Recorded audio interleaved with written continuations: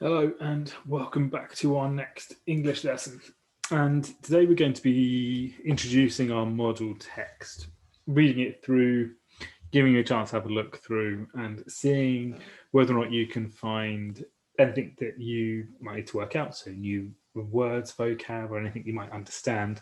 And then over the course of the week, we're going to break the model text down into our key vocab, our structural features, and then our grammatical features as well, and create our toolkit. So by the end of the week, we'll know our model text and have our toolkit all complete. Now we've done a information text and non-chronological report before, so we're going to use ideas from that in order to help us.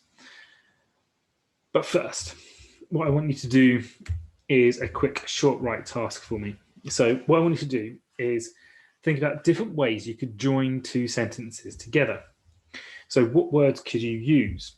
Try which to begin with and see if you can change the two sentences so you could join them with the word which. After you've done that, see if you can think of any other ways that you might be able to join the two parts or two different sentences together. And the reason we think about this is because if we're trying to make our writing more complex, then we need to be able to join two sentences together, not just using and then. Too often we rely on and then as a way of increasing the length of our sentences. But actually, there needs to be more. There is more ideas you can get across by using different words than just and then. So what you're going to see in a minute, I'm going to show you one at a time, are two sentences, two short sentences. They're very simple just because we're going to focus on how we join the two together rather than the complexity of the sentence itself. So two simple sentences. And then I want you to pause when you see the first one and try putting them together in different ways, using different words to join them. Then I'll show you the second one and a hint at the end. So our first one is the woman made the tunic and the tunic was made of wool. So how could we join the two together? Our second set of sentences is the man lifted the sword and the sword glinted in the light. Now you can change the structure of the sentences if you need to in order to join them, and you need to think about the way in which you do that. So pause now, have a go, try joining those sentences together and see how you do. How many different ways can you do it? Pause now and have a go. Okay. What we'll do is we'll do this a few times over the course of the year. And the reason for it is every time that you join two sentences together like this, actually you upscale your writing. You improve the complexity of your writing, which can show off what you need to do later on. So what we're going to do now is we're going to have a look at our model text. Now our model text this time is quite long. And the reason for that, it needs to be shown as an information text and oncology report in the right way. And you need to be able to see the different tricks that go on in one. The first one we did this year was relatively short. And that was just so that we got the idea of the features. You'll see more of those now in this one. So here it is. This is our model text. And our model text is all about the Anglo-Saxons. And it's all about one facet of the Anglo-Saxons.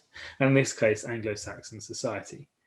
Now, this is interesting because when we look at a non-chronological report or an information text, quite often we look broad scope and we just say, the Anglo-Saxons, and we'd have different bits about them.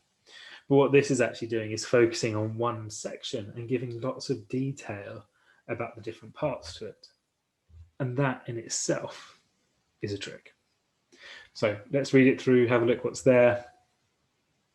Here we go. Anglo-Saxon society.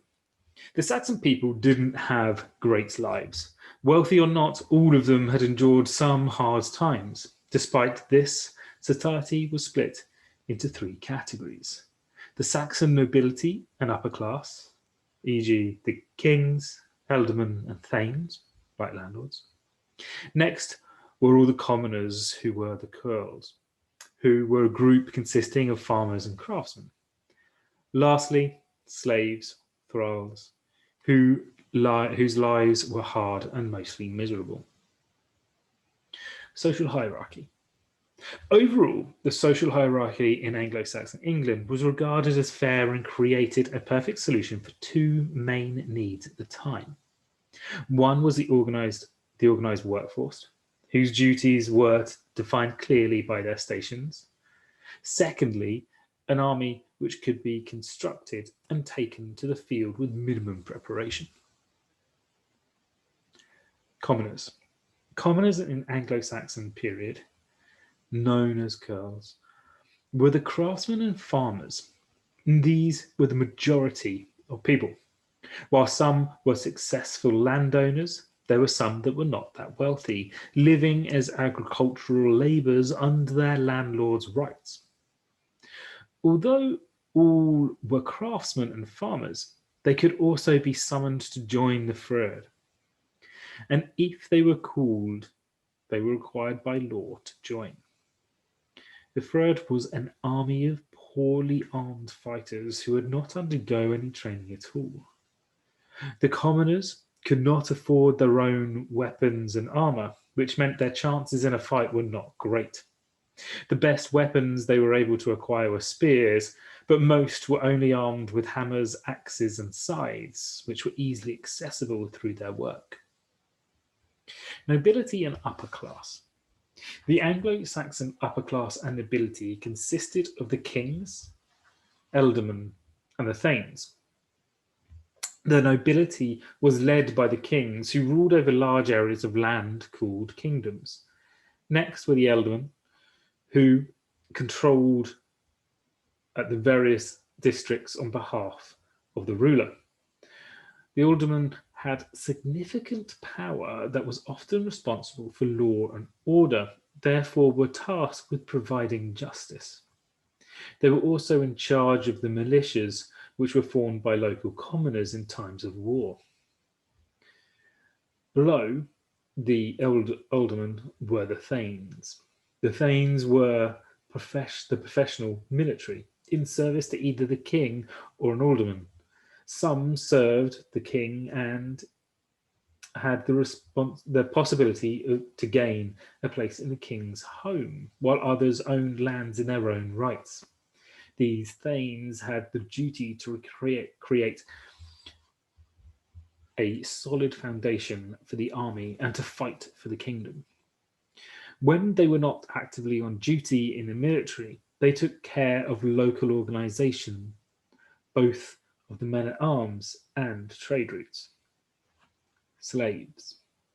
The bottom of the structure of society in Anglo-Saxon times consisted of the slaves, who were called bondsmen or thralls.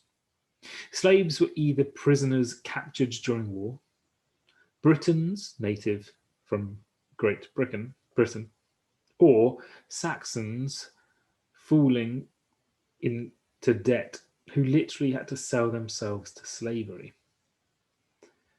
They did not have many rights under the law, and they could be harshly punished without any thought of justice. Punishment, which includes being killed, was easy to receive for slaves.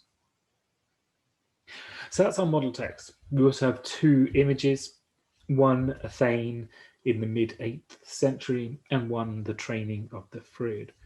Now, in this, there is quite a lot of information. There's also quite a number of new words.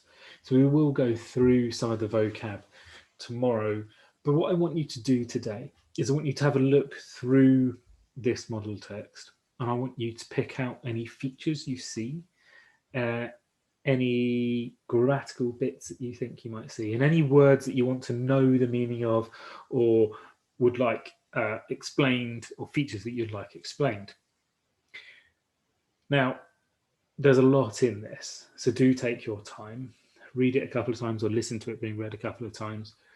Over the course of the next couple of days, we will go back through this number of different times, picking apart the different bits and thinking of what is being said within it. Thank you, goodbye, and I'll see you in the next video.